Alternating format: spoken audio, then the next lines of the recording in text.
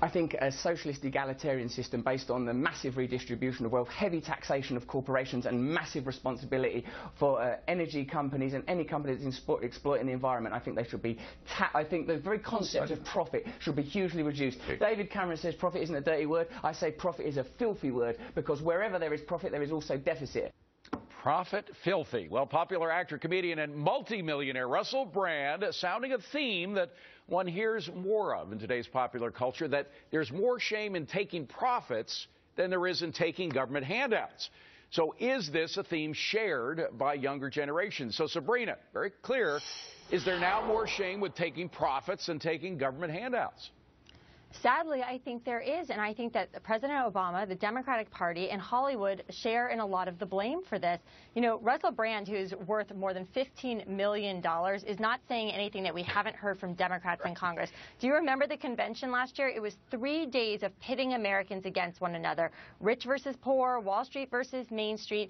This is an ideology that believes in creating an entire country that is dependent on government, and the only way to do that is to demonize those profit makers and to make people want to run into the comforting arms of the state. It is moral relativism at its worst, and it is very, very upsetting. Well, Rick, is it an ideology that is bleeding into our younger generations? No. And by the way, I think we should take a moment of silence for Russell Brand's agent, who is going to find his film deals considerably tougher to negotiate in the future. Look, these younger people are not stupid. I think where they're finding shame is when you look at corporations like, say, Walmart, taking in $14 billion a year and still paying their workers only $8 and some cents an hour. This is where they're the workers who disturbed. line up But around the block in order to get a job, right?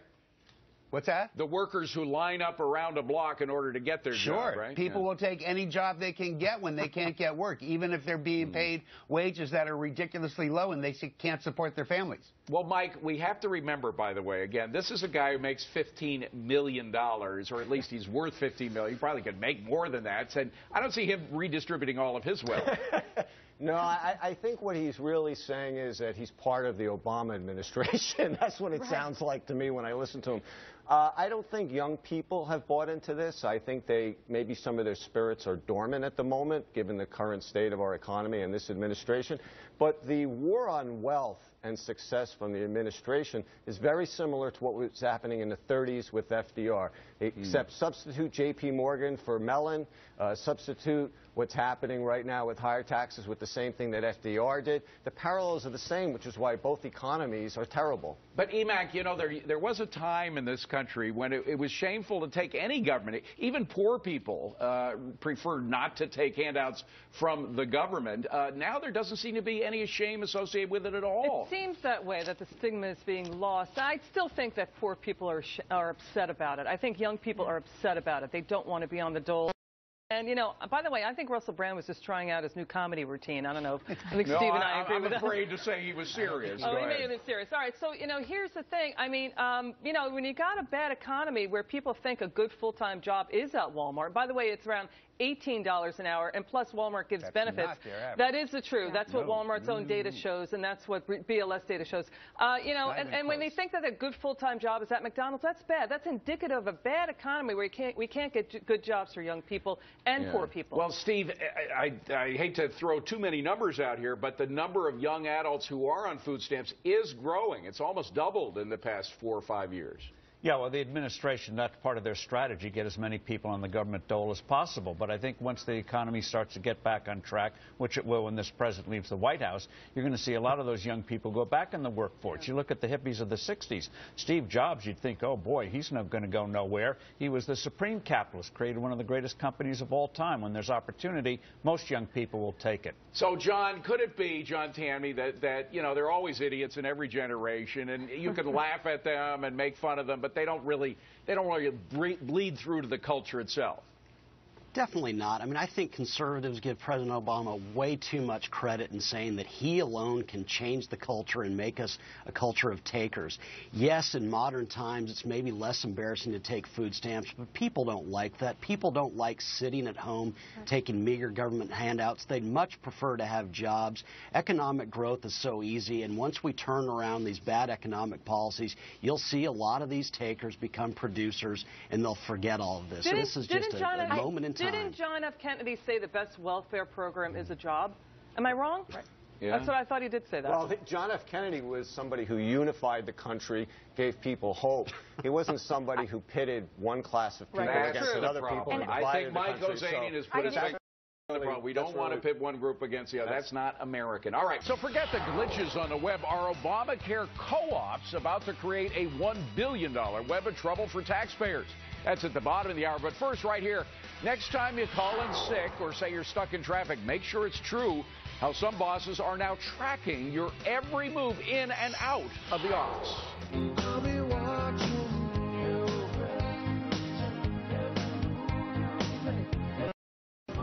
I'll be watching you. Well, you don't have to be the Chancellor of Germany to feel like somebody is watching you. An increasing number of companies are actually tracking employees' movements in and out of the office. How? Well, by using company-issued smartphones with GPS systems involved. Some bosses say they have to make sure workers aren't goofing off. But, Sabrina, you say this takes snooping too far.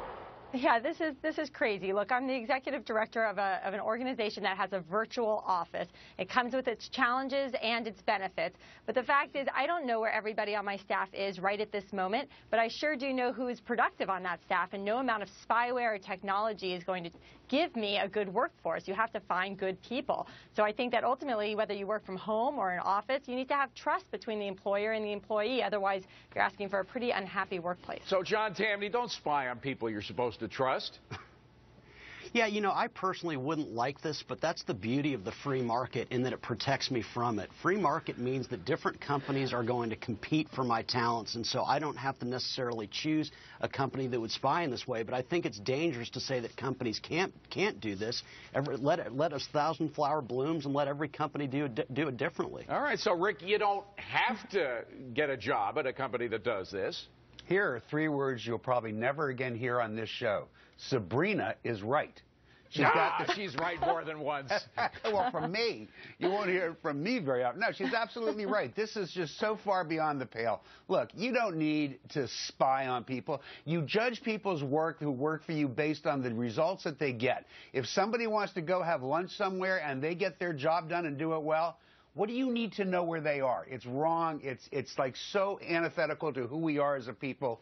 Bad idea. Morgan, bad idea or good one? Hey, the NSA's already doing it. What's one more? No, but in all seriousness, the idea that we're not already, our behaviors and our activities are not already being monitored to a certain extent, you know, that's already happening. The idea that it's not is naive.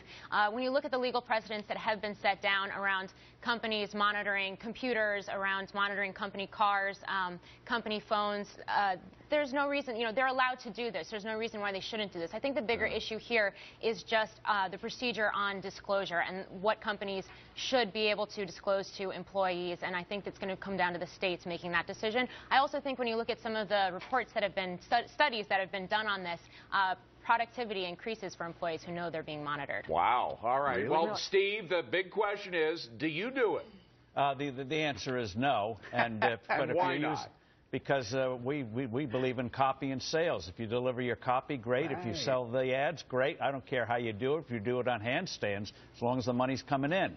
And but if you're taking company property, you have to expect their conditions. So other than shipping, like trucking, where you want to make sure they're not hijacking or doing something else, you don't need this stuff. Just bottom line's the key. So, John Tamny, isn't that it? If you're producing what you're hired to produce, that should be it. That's the bottom line. Yeah. No question.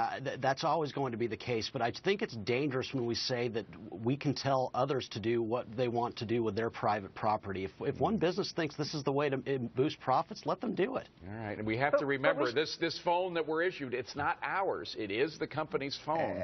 They can do with it what you want. If you don't like it, get your own phone. Thanks, gang. Coming up, we just saw Netflix hit a new high. Well, our informers with the stocks they say are next.